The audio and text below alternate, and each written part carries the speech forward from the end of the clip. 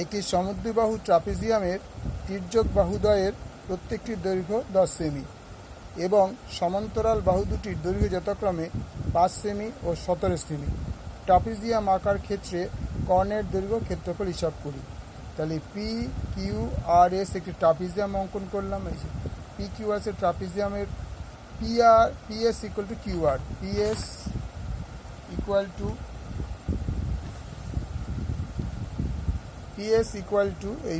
Equal to Q R এবং PS equal to 5 semi. অর্থাৎ যেহেতু ট্রাপিজিয়ামের সমান্তরাল বাহু দুটি দৈর্ঘ্য 5 আর 17, এটা 5 আর নিচেটা হচ্ছে 17, এটা তোমাদের 5 সেমি আর এটা টোটালটা হচ্ছে 17 সেমি কিউ আরটা।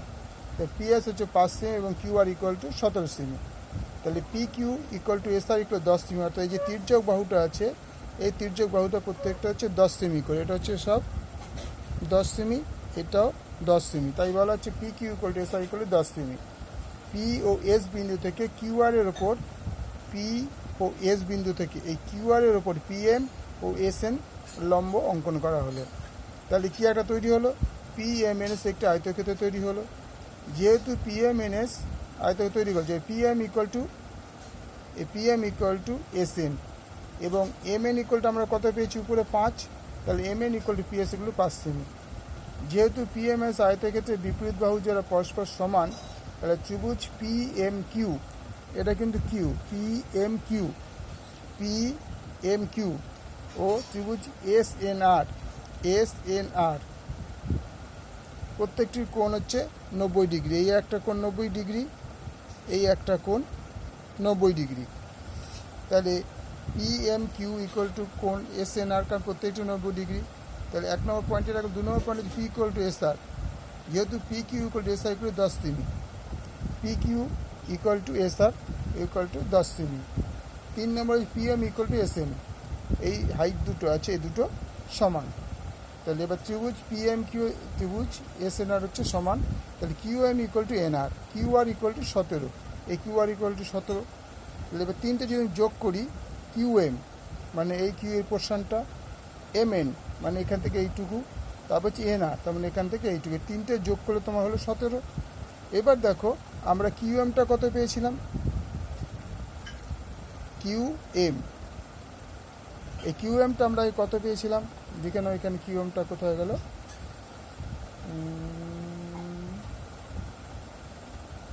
কিউ এম ছিল 5 সেমি,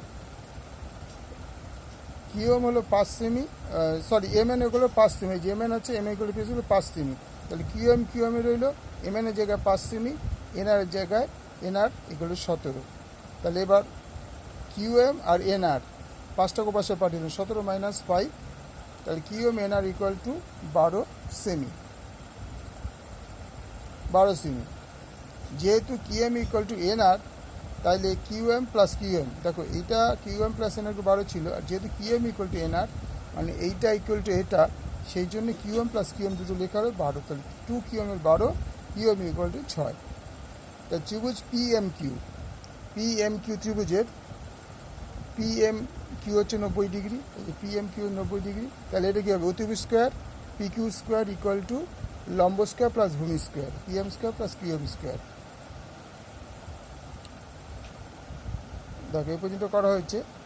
পি এম কিউ এর ত্রিভুজের P M Q equal 90 degree, P Q square P M square plus Q M square. এবার পরের পাতায় যাচ্ছি আমরা, এটা দেখে না একবার, তো তোমাদের পুরোটা দেখিয়ে নিই একবার, 2 পাতায় অঙ্কটা করতে হলো। এবার পরের পাতায় চলে আসো।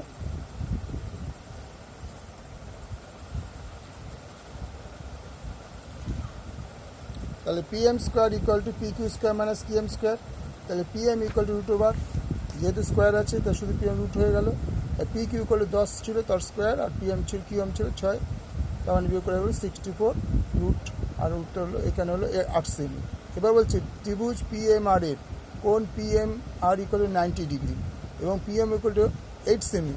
তাহলে এম আর ইকুয়াল টু হবে Q M minus Q R, M R equal to Q M minus Q R minus M. M আরটা কোথায় দেখো, এম আরটা হচ্ছে এটা হচ্ছে এম আর, এখান থেকে এইটুকু হচ্ছে এম আর। ওইদিকে দেখে না, ওইটা দেখিনি তো, আমাকে দুবার করে করতে হচ্ছে। এখান থেকে বলছে এমআর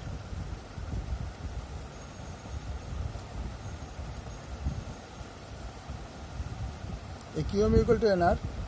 এমআরটা কী হলো, এখানে এমআর হচ্ছে এইটা, পুরোটা ছিল কিউআর, কিউআর থেকে যদি কিউএমটা বাদ দিই, পুরোটা হচ্ছে কিউআর, আর কিউআর থেকে যদি কিউএম বাদ তাহলে এমআর হবে।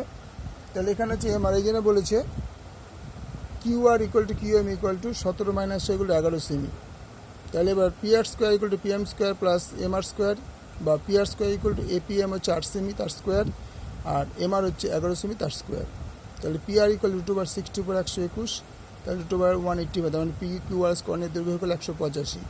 তাহলে ট্রাপিজমের ক্ষেত্রফলটা কী হবে, ট্রাপিজমের ক্ষেত্রফল হচ্ছে 1/2 ইন্টু এরা সমান বাহুদের সমান্তরাল বাহুদের সমষ্টি ইন্টু হয়ে গেল উচ্চতা।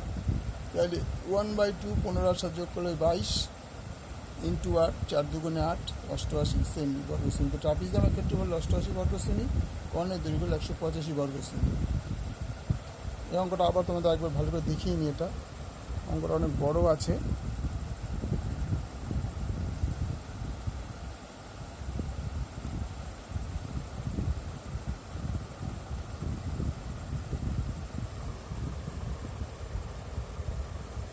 ওকে, থ্যাংক ইউ।